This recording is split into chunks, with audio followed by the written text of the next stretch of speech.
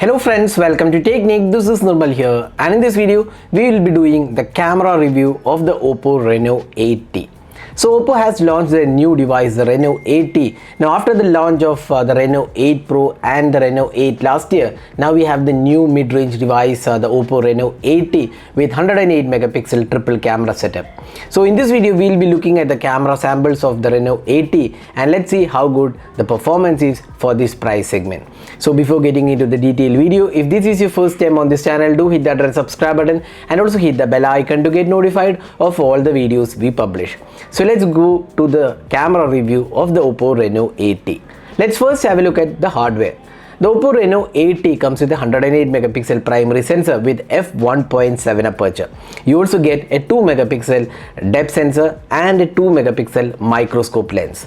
Now the microscope lens can do 20x and 40x zoom, and this is kind of a microscope lens which we have seen on the Oppo's F series last year as well. Now the selfie camera is a 32 megapixel shooter. So let's see how good the camera quality is for this price segment. Sadly, one of the missing things on the Oppo Reno 8T is the ultra wide angle camera. So let's first have a look at the daylight captures. In daylight conditions, the Oppo Reno 8T's 108 megapixel camera does a good job in producing details. There are plenty of details on offer and overall quality looks good for the segment. The detailing and the sharpness levels looks adequate for the price segment and most users won't complain. The colors are accurate and does not saturate. In fact, it looks more or less natural and even the sky colors are rendered very well. The dynamic range is also adequate for the segment. Sadly, at this price segment, it misses out on the ultra wide angle camera. But overall, the daylight shots have come pretty good for the segment.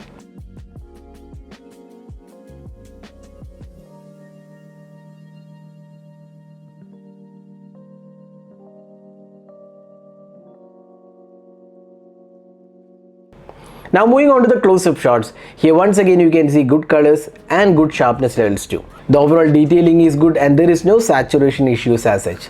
The overall quality is also good. There is also 2 megapixel sensor which does 20x and 40x microscopic photos. We have seen this in last year's F series from Oppo, but this time it is much more refined and images turned out to be pretty good. The detailing also looks good. It's a fun aspect of the Oppo Reno 8T, playing around with the microscopic camera. Now moving on to the portraits, this is where the color reproduction goes for a toss. While Oppo is known for great portraits, this time the portraits look saturated even though the skin tones were quite good. The edge detection was also not great and it was missing a lot of edges. This can be probably fixed via updates because generally Oppo is definitely known for great portraits. Next up, the low light images. In indoor lighting conditions or artificial light, it is able to produce good results and noise is also controlled.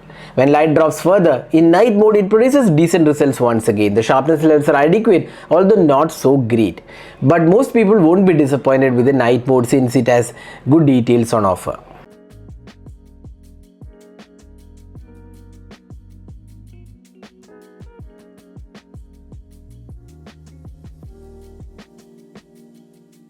Let's move on to the selfie camera. The 32 megapixel selfie camera can produce good looking selfies.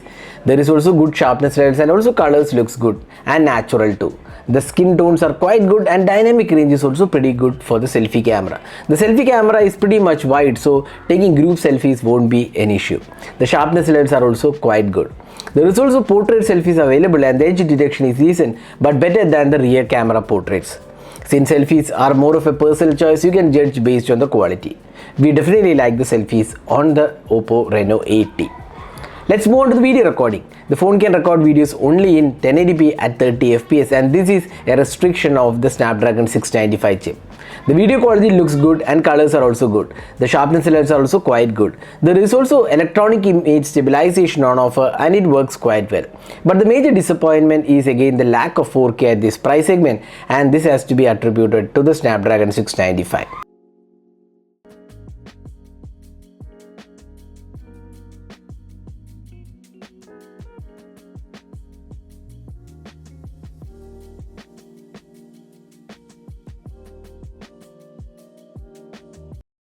So this is the front facing camera sample taken with the Oppo Reno 8T. So it can record videos in 1080p resolution and you can judge yourself how good the clarity of the video is from the 32 megapixel camera on the Oppo Reno 8T. So that was a camera review of the Oppo Reno 80. So for what it offers, the Reno 80 won't disappoint users with good daylight shots, low light selfies and also the microscope photography. But lack of ultra wide and also lack of 4K at this segment might be deal breakers for many. Also, the portraits didn't come out that great on the Reno 80. So what do you guys think about the Oppo Reno 80 in terms of camera? Do let us know your thoughts in the comment section. This is Nirmal signing off with a camera review of the Oppo Reno 80. Hope you enjoyed watching this video. Do hit that like button and also hit the red subscribe button for more videos. Thanks for watching. Hope to see you in our next video. Have a great day.